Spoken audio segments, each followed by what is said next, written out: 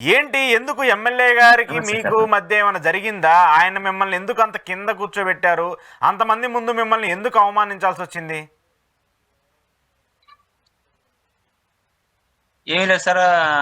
ప్రజల కోసం పార్థసారథి ప్రోగ్రాములో భాగంగా ఎమ్మెల్యే గారిని మా ఊరికి ఇన్వైట్ చేయడం జరిగింది. ఆయన వచ్చి ప్రజల్లోన మమేకమై కొనసాగుతున్నారు. ప్రజల్లో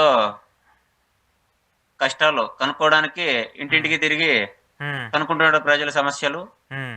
అలా కనుక్కుంటూ ఊర్లో పర్యటన చేసుకుంటూ గుడి దగ్గరికి చేరుకోవడం జరిగింది. అక్కడ ఒక గుడి ముందు రచ్చగట్ట అనేది ఒకటుంది. అక్కడ ఇప్పుడు నేను వైసీపీ నుండి టీడీపీలోకి జనసేన వ వైసీపీ నుండి బీజేపీలోకి రీసెంట్‌గా ఓకే. జాయిన్ వచ్చాను అయ్యారా? నేను. హ్మ్. కూటమి ప్రభుత్వం హ్మ్. ఏర్పడిన తర్వాత వచ్చాను. కాకపోతే ఎమ్మెల్యే ఎలక్షన్‌లో అయిపోయిన తర్వాత వచ్చాను. అంతకుముందు నేను కూటమి ప్రభుత్వానికి వ్యతిరేకంగానే పోరాటాలు చేశాను. ఓకే. సడెన్‌గా నాకక్కడ సరిపోలేక బీజేపీలోకి వచ్చాను. హ్మ్.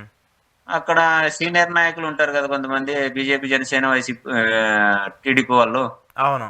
వాళ్ళందరి మధ్యన నేను తోసుకుంటూ తిరగడం బాగోదని నేను దూరంగానే నడుస్తూ వెళ్తున్నాను. హ్మ్. ఆ గుడి దగ్గరికి వెళ్ళేసరికి అక్కడ గూడా దూరంగానే ఉందామని దూరంగా నిలబడ్డాను. కాకపోతే ఎమ్మెల్యే గారు "దగ్గరకు రండి, ఇక్కడ పైకి రండి. మీరెందుకు అక్కడ నిలబడ్డారు? మీరు ప్రథమ పౌరుడు మీరక్కడుంటే ఎట్లా?" అని ఎమ్మెల్యే గారు పిలిచారు. హ్మ్.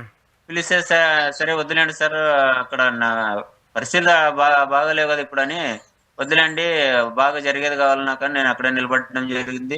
హ్మ్. కాకపోతే రండి రండి అని బలవంతంగా పిలిచే లోపు వెళ్తుండగా, ఎక్కుదామని వెళ్తుండగా అక్కడ ఉన్నటువంటి టీడీపీ నాయకురాలు గుడిసె కృష్ణమ్మ గారు ఆహ్, మా ఊరు వాళ్ళు సీనియర్ నాయకులు ఉన్నవాళ్ళు లేదండి వాళ్ళు ఎస్సీ ఎక్కరు అనే మాట ఆమెతో చెప్పడము.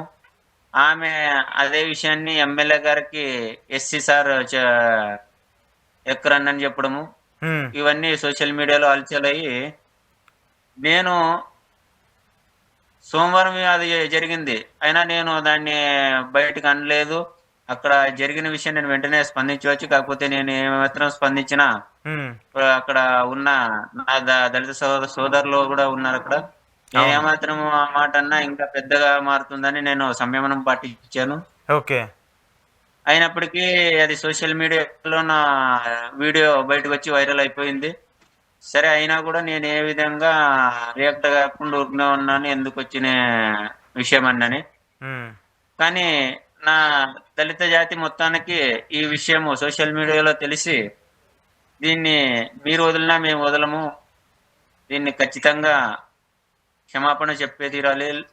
మేము వాళ్ళ పైన ఎస్సీ, ఎస్టీ కేసు నమోదు చేసి తీరాలండని పట్టుబట్టారు. సరే అయినా గూడా సోమవారం నుండి ఈ రోజు వరకు నేను సంయమనమే పాటిస్తూ వచ్చాను. అయినప్పటికీ వాళ్ళలో ఎటువంటి మార్పు లేనందువల్ల ఇప్పుడు కూటమి ప్రభుత్వంలో జనసేన, బీజేపీ నాయకుడైనటువంటి ఎమ్మెల్యే గారు క్షమాపణలు చెప్పారు. కాకపోతే ఆ మాట ఉచ్చరించినటువంటి గుడిసె కృష్ణమ్మ గారు హ్మ్. ఏమాత్రము ఎక్కడ నేనైతే అన్నాను అనే విషయాన్ని చెప్పి అపాలజీ చెప్పడం లేదు.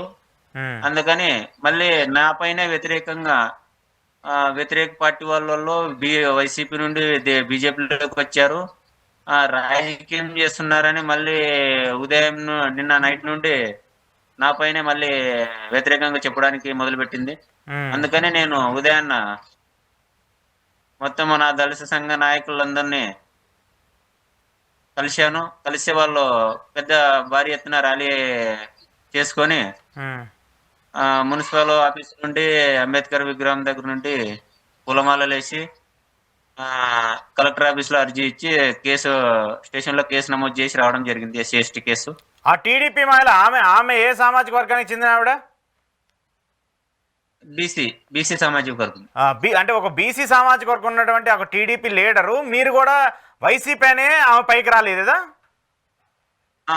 అక్కడంతా సీనియర్ నాయకులున్నారు గదా! నేను రీసెంట్‌గా వచ్చాను. తోపులాట జరుగుతుంటది. గొడవలెందుకని నేను దూరంగానే ఉన్నాను. హ్మ్. కానీ ప్రథమ పౌరుడైన అందువల్ల ఎమ్మెల్యే గారు పిలిచారు. బాగానే ఉంది. కానీ ఈమె కులదూషణ చేసినందువల్ల నేను ఉమ్, కిందే నిలబడిపోవడం జరిగింది. ఉమ్. ఓకే. ఎమ్మెల్యే సరే గారు ఏం ఏదైనా మాట్లాడలేదు అప్పుడు? ఏమైంది? ఏ కులం అయితే క్షమాపణ ఏమైంది? పైకి రండి, మీరు తప్పేముంది? మీరు కూడా మీ గ్రామానికి సంబంధించి సర్పంచ్ అంటే మీరు ఎమ్మెల్యేనే, మీరు సీఎంఏ, మీరు మంత్రి, మీ గ్రామానికి సంబంధించి మీరు అన్ని హోల్ అండ్ సోల్ మీరే. అలాంటిది ఎమ్మెల్యే గారు కూడా ఏం అవును సార్. మాట్లాడలేదు మిమ్మల్ని? అవును సార్. అదే సార్, ఇంక అంతమంది ఆ మాట అన్నప్పుడు ఆయన ఆ టైంలోన ఆయనన్నా కిందకి దిగి రావాలా? లేకపోతే నన్నన్నా బలవంతంగా పిలుచుకోవాలా? ఉమ్, లేకపోతే మీటింగు లోన ఆయన కూడా మర్చిపోయినట్టున్నాడు. ఉమ్, అదే అలా జరిగిపోయింది సార్. అది. ఉమ్. అంటే మీరు వైసీపీ సరే నుంచి చూద్దాము. చెప్పండి, చెప్పండి. అదే చూద్దాము, సంయమనం పాటిద్దాము అని నా దళిత నాయకులు వెంటనే ఉద్యమాలు చేద్దాం, పోరాటాలు చేద్దాము, దీని గురించి కేసులు పెడదామంటే కూడా నేను చూద్దామండి ఒక 2 రోజులు అన్ననే నిదానంగా చూసాం. అయినా కుటుంబీలోకి వెళ్ళాను కదా! ఉమ్, నేను కూడా సంయమనం పాటించాలని చాలా వరకు ఓపికతో చూశాను. కానీ ఆమె ఎటువంటి అపాలజీ ఇవ్వలేకపోయినందువల్ల నేను